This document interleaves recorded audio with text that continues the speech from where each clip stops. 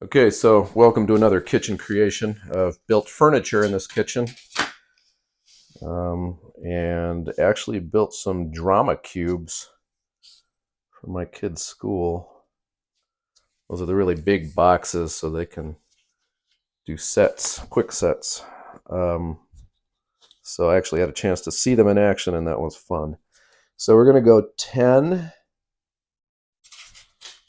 inches, and so we measure both sides. That should give us a rectangle, and then we mark 10 inches. It's a hair over. I'm going to split the difference. I'm going to come down here and make a mark here, and then you can put a little V so you know it's your mark and you don't get mixed up with a mark on the surface that has nothing to do with your measurements. And then you put your pencil down and you bring the ruler up to it for your most accurate mark. And so now we have, hopefully, enough for, let's see, we'll extend this line up.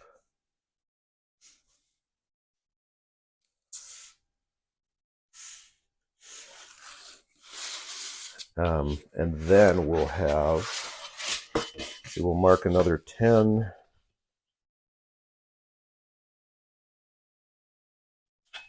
And we'll mark another 10.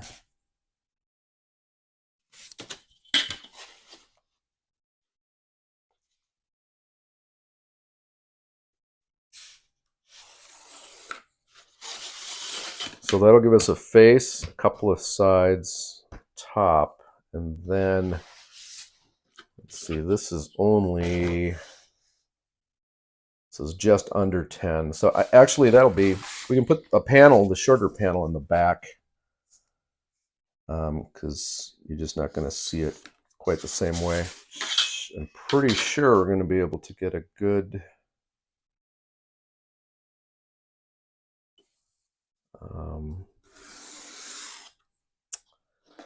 good 6 pieces out of here, and that's what we need. I probably should have made that one of the weird short parts, but we'll figure it out. Maybe I did. Last one. Okay, so the cutting's all done as far as I know. Okay, so one step is, once you have your 10 by 10s, this is 3/16 of an inch thick, and if you want this, so this is going to be the front, that's going to be the face. If you want it to sit even with the face to hide that seam so you don't end up with glue bubbles or whatever, a line there, what you have to do is you have to trim it 3/16 of an inch back.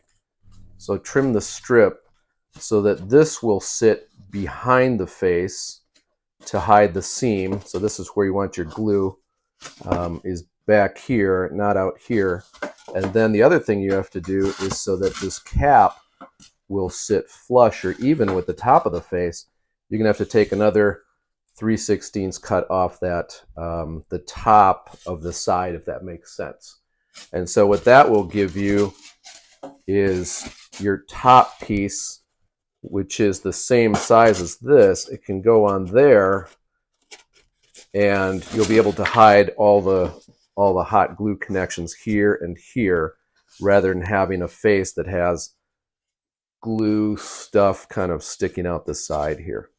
So that's what I'm doing next, is I am just trimming these guys a little bit more. I already did one edge, have to do another edge to sit inside of the rest of the boards that are at a full 10 by 10 inches. Not exactly the face of Steve, but now I know which way the face goes. And then this has the sticker, so that shall be the top. That will be the top of Steve's head. And then these are the sides.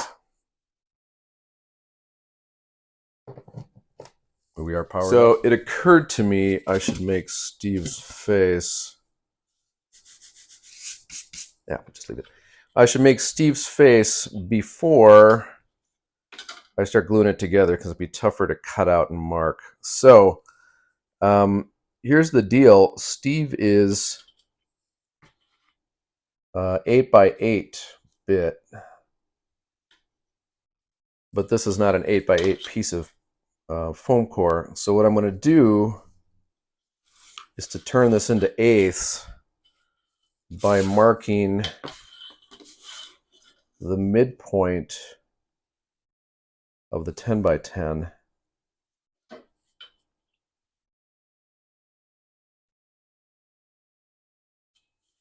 And by there, okay, you'll see it. So we'll cut those in half, and then so it's going to be 7.5 and 2.5. Extend those over here.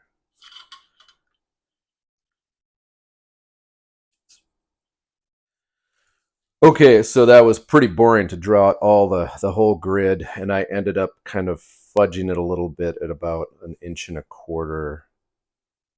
for these marks here to actually break 10 down, 10 inches into 8 sections, if that makes sense. So I have 8 going this way, I have 8 going this way. And so there's Steve's eyes, and I mark them with lines going this way. And then I don't know if that's his nose, and then this is his mouth, marking that. And then the diagonal ones are his beard. So I'm going to cut these out, and hopefully I can at least see where my, if I'm going to run into something. And so I'm going to take the X-Acto, because I'm going to have to kind of peek through the mask.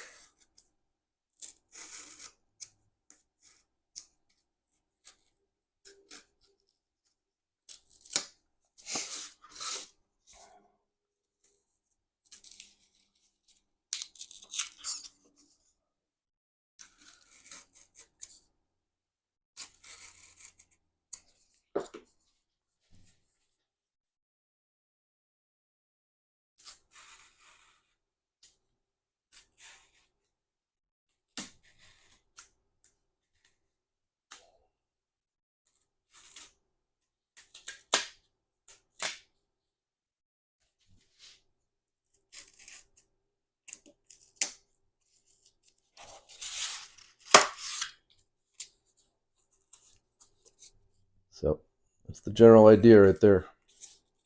Okay, time to get gluing. This is going to be the top. And so I'm just going to put some hot glue along this edge. And then I have that cereal box you can see.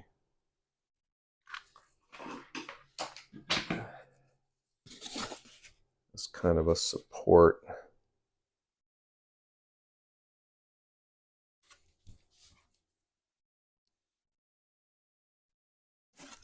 Okay, and so we'll move on to this guy. Put some glue on this edge.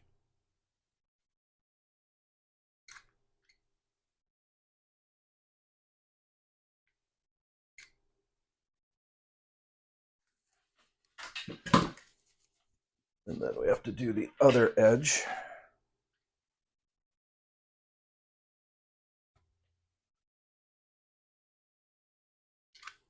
Hopefully you can see that. So we will set that in there like that. Same thing, we'll do a little bit of glue on the edge here. So I'll put the glue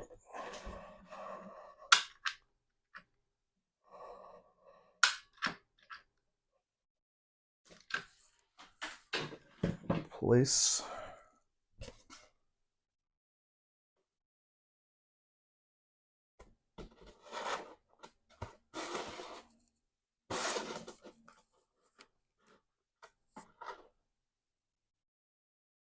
So that should be pretty much the cube.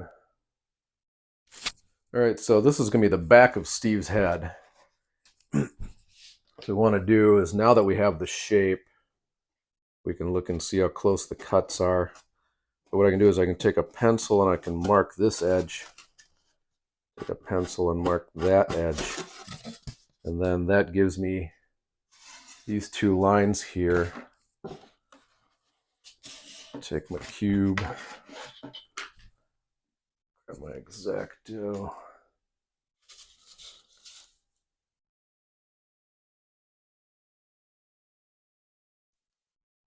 And just give it a slice.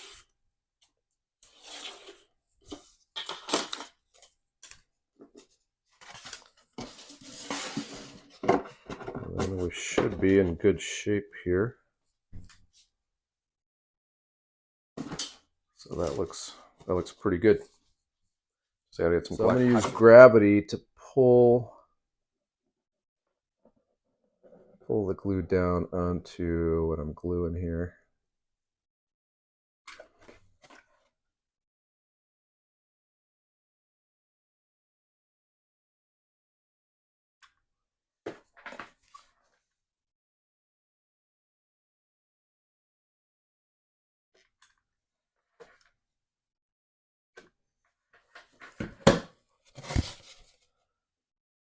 Then we'll set this, make sure these edges are flush.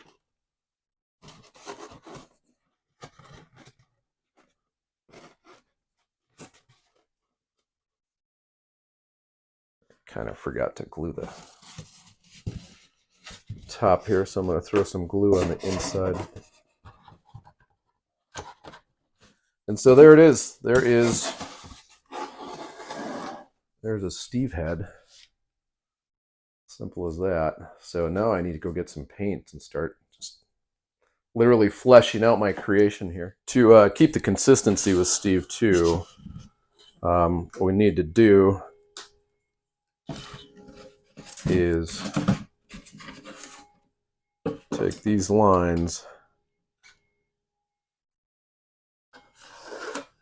extend them back to account for his ears and sideburns and whatever else Steve's got going on. Okay, so I am lucky to have a bunch of acrylic paints here ready to go. And so I am going to, I don't think I'm going to prime it. I think it's, I don't know, it might work as a surface for painting. We'll see. But yeah, I'm going to start just kind of applying them to the grid that I've laid out. I was a little casual on the sides with the grid, but I think it'll work out fine. Okay, so it's a lo-fi project, low fidelity project. I drew in, or I painted in my first square. So what I'm going to recommend, I'm not much of a painter, but I would start with a light, sort of what's going to be Steve's flesh tone. Start light, oops, over there. Start light and then add some darkening agents, so you can do kind of a square here and a square there, and then just keep darkening up what you already have. And then a kind of wide, just kind of flat bristle brush works. It was pretty quick to paint in that square. So, and then, you know, keep in mind you have to do the sides. So maybe like his ear is going to be close to that tone, but you do want to mix up the tones as you go along to create that pixelated effect. Okay, so I made the Steve head, and it sounds amazing. I don't think it sounds like Steve, probably. But anyways, I thought I would go through how it turned out. I kind of hurried up on the sides. I think on one side I actually ended up with 7 blocks instead of 8, but I don't know if anybody's going to really notice. It was a lot of work actually to get the different tones here. But we'll see what the kids think. I'm pretty happy with it. Like I said, I started out with lighter tones, kind of worked them in, and then used different red, yellow, and then for the hair, I actually used some of my woodworking pigments and just took a bunch of colors. I didn't think I'd use some paint, and then just smeared it black with the black pigment. Yeah, I'm happy with it. If you want to see more dumb stuff like this with the maker sources, like and subscribe. And hopefully we'll see you at the theater this Sunday.